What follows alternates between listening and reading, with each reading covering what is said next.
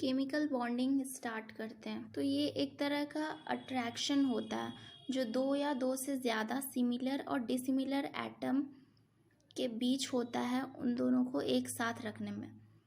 तो अट्रैक्शन की वजह से हमेशा पोटेंशियल एनर्जी डिक्रीज़ करती है और केमिकल बॉन्ड तभी फॉर्म हो सकता है जब पोटेंशियल एनर्जी डिक्रीज़ करे, और जब भी रिपल्शन डेवलप होता है तो पोटेंशियल एनर्जी इंक्रीज़ करती है और इस वजह से बॉन्ड फॉर्म नहीं हो पाता है। तो क्वेश्चन है कि वाई एटम कंबाइन, एटम क्यों कंबाइन करते हैं? तो हर एलिमेंट चाहता है कि वो स्टेबल हो और इस स्टेबिलिटी के लिए उसे आउटर मोस्ट कन्फिग्रेशन चाहिए, और वो कौन सा कन्फिग्रेशन है? NS² NP6 configuration.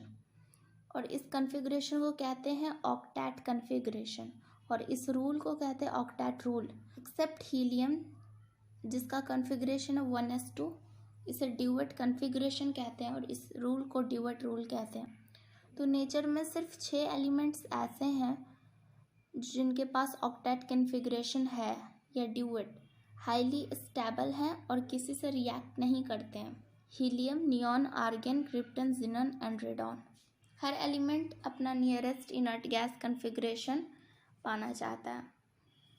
तो ये तो समझ लिए कि एटम क्यों कंबाइन करता है, तो वो स्टेबिलिटी के लिए कंबाइन करता है कि उसके पास भी NS² NP6 कन्फिग्रेशन आ जाए। तो अब है कि how stability is obtained, stability कैसे ऑब्टेन किया जाए? तो 3 तरीके हैं जिससे स्टेबिलिटी ऑब्टेन किया जाए, मतलब नियरेस्ट इनर्ट गैस कन्फिग्रेशन को ऑब्टेन किया जाए।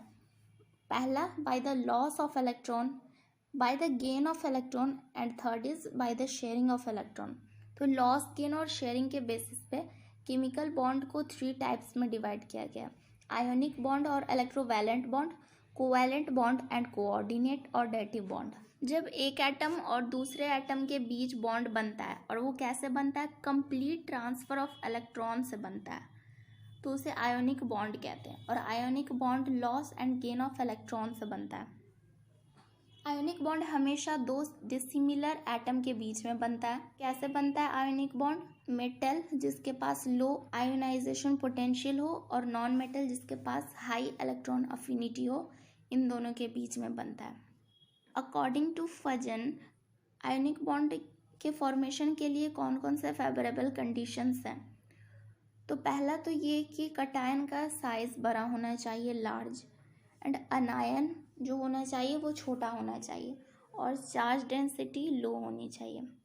कोवैलेंट बॉन्ड, जब 2 सिमिलर और डिसिमिलर एटम के बीच में इलेक्ट्रॉन का शेयरिंग हो, और शेयरिंग भी कैसा हो? तो म्यूचुअल शेयरिंग हो, इक्वल शेयरिंग ऑफ इलेक्ट्रॉन से जब बॉन्ड फॉर्म करे तो उसे कोवैलेंट बॉन्ड कहते हैं, और इसे हार्ड लाइन से डिनोट किया जाता है। तो कोवैलेंट बॉन्ड बनने का कंडीशन क्या है?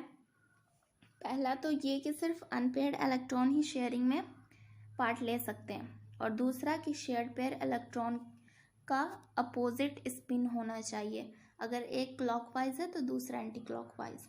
फजन रूल क्या कहता है कोवैलेंट बॉन्ड के फॉर्मेशन के लिए? तो ये 3 कंडीशन देता है कि कटायन का साइज छोटा होना चाहिए, अनायन का साइज बड़ा होना चाहिए, और चार्ज डेंसिटी हाई होनी चाहिए।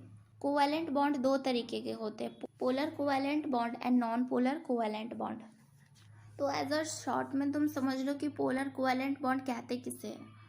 तो ऐसा कोवैलेंट बॉन्ड जो 2 या 2 से ज़्यादा डिसिमिलर एटम के बीच में बने उसे पोलर कोवैलेंट बॉन्ड कहते हैं, और पोलर कोवैलेंट बॉन्ड को आयनो कोवैलेंट बॉन्ड भी कहते हैं। तो दोनों का इलेक्ट्रॉनिगेटिविटी डिफरेंट होगा, तो ज़्यादा इलेक्ट्रॉनिगेटिव जो होगा वो लेस इलेक्ट्रॉनिगेटिव को अपनी तरफ अट्रैक्ट करेगा, ठीक है? तो पोल्स फॉर्म होते हैं। अब देखो नॉन पोलर कोवैलेंट बॉन्ड में क्या होता है कि जब कोवैलेंट बॉन्ड फॉर्म करे किसके बीच?